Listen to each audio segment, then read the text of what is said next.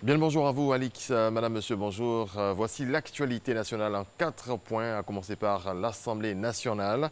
L'élection du nouveau président aura lieu demain. Information rendue publique lors d'un point presse hier, animé par le président par intérim de l'Assemblée nationale, Diawara Mamadou. Regardez. Ouverture d'une deuxième session extraordinaire au titre de l'année 2019 pour l'Assemblée nationale, le jeudi 7 mars à 10 heures précises, avec un seul point à l'ordre du jour. L'élection du président de l'Assemblée nationale de Côte d'Ivoire. Conformément à la Constitution et au règlement de l'Assemblée nationale, cette élection a lieu au scrutin uninominal secret à la majorité absolue des députés présents. Si cette majorité n'est pas acquise au premier tour, un deuxième tour est organisé entre les deux candidats arrivés en tête dans un délai de 15 jours. Les potentiels prétendants au poste de président de l'Assemblée nationale ont déjà fait connaître leurs intentions.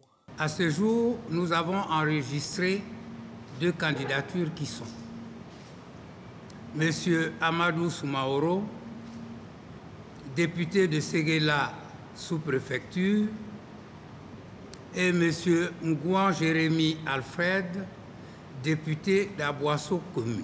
Cette cérémonie solennelle, comme il est de coutume, sera rehaussée par la présence effective des présidents d'institutions et les corps constitués, les chefs traditionnels, les autorités militaires et administratives, la société civile, les ambassadeurs accrédités auprès de la Côte d'Ivoire et les organisations de la société civile.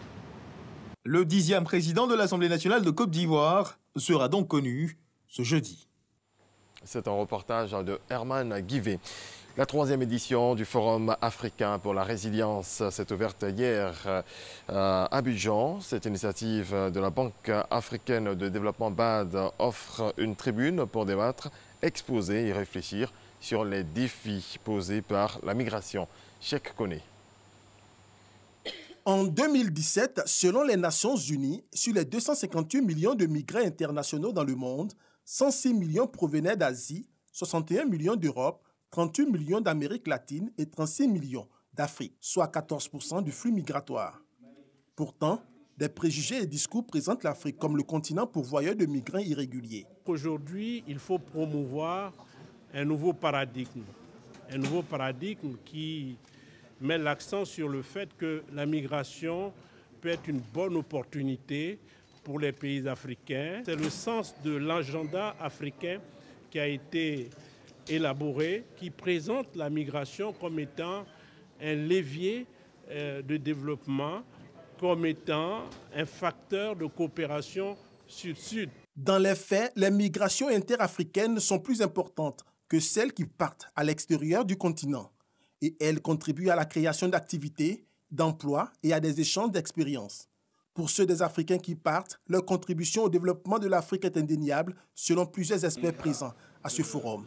En 2017, selon la Banque mondiale, les transferts de fonds de la diaspora africaine vers le continent ont atteint la barre des 35 750 milliards de francs CFA. On est en train d'essayer de voir comment on peut mieux utiliser l'argent qui vient des migrants pour le développement du pays, pour financer des projets importants. D'ailleurs, on a eu quelques exemples même en Afrique, je pense en Éthiopie.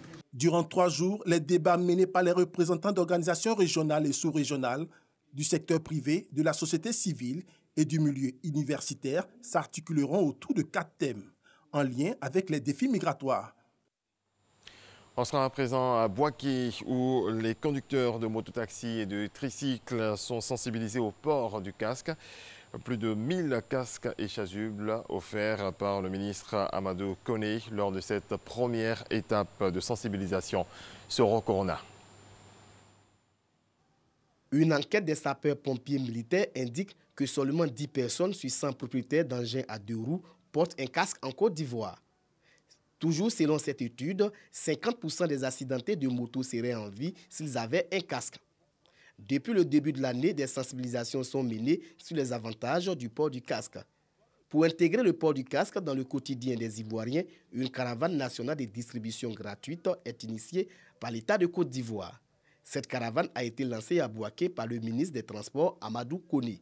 Une action saluée par les premiers bénéficiaires. J'aimerais appeler tous mes frères et amis. Ce n'est pas un geste vain. Aujourd'hui, on veut nous éviter des accidents. On veut qu'aujourd'hui, à Bouaké, personne ne meure par le fait qu'il n'a pas de casque. Le ministre l'a fait pour nous. À nous maintenant de mettre nos gestes en pratique, de porter les casques. Ce n'est pas fait pour rester à la maison. Distribuant ces casques et chasubles, le ministre a exhorté les bénéficiaires à en faire un bon usage pour leur propre sécurité. Notre responsabilité est de vous aider à vous protéger sur les routes et à protéger vos passagers aussi sur les routes. Nous allons, avec les modestes moyens dont nous disposons, avec la bénédiction du président et du Premier ministre, aider nos frères à avoir les équipements. Cette caravane nationale va s'étendre aux villes où la moto est devenue un moyen de transport. La subvention des entreprises de presse, les problèmes de distribution des journaux, les préoccupations des patrons de presse sont entre autres sujets abordés hier au cours du petit déjeuner de presse avec pour invité le ministre de la Communication et des Médias, Walter Amadou Ouattara. Maison de la presse au plateau, patrons d'entreprises de presse, journalistes, blogueurs et autres acteurs du monde de la communication et de l'information échangent avec le ministre Sidi Tiemoko Touré. Le prétexte est de nommer le petit déjeuner de presse, une initiative du ministre de la Communication et des Médias qui vise à davantage créer la proximité avec les journalistes afin de mieux comprendre leur quotidien professionnel. Ce genre de rencontre que nous souhaitons désormais institutionnaliser se veut être un cadre d'échange, de convivialité avec des thématiques pour mieux expliquer notre vision afin de lever quelques équivoques et surtout tisser des relations de convivialité avec les professionnels du secteur de la communication et des médias. L'exercice des blogueurs en Côte d'Ivoire, la réglementation des médias en ligne, l'aide à l'impression, le financement des organes de presse, des sujets qui ont animé ces retrouvailles. On souhaite que ce qui n'a pas été fait en 2018 soit rattrapé pour que les journaux puissent bénéficier donc de cette subvention de 6 mois qui a toujours été un principe adopté ces dernières années en Côte d'Ivoire. L'État, dans son rôle régalien, reste sensible au fait qu'en plus d'être une entreprise privée, les entreprises de presse assument une part de la charge institutionnelle d'information. Donc ceci nous oblige, en quelque sorte, État, à faire un accompagnement minimal. Mais ce n'est qu'un accompagnement, ça ne peut pas se substituer à la dynamique d'entreprise privée qui doit être instituée au sein des entreprises elles-mêmes. L'idée de ce petit déjeuner est fort appréciée par les participants. C'est une bonne opportunité que le ministre nous offre pour qu'on puisse avoir cet échange direct avec lui permettre également de s'imprégner de nos difficultés. Le ministre de la Communication et des Médias visitera les organes de presse dans les prochains jours. C'est la fin de ce point d'information. Je vous retrouve à 6h30 pour le développement de l'actualité africaine.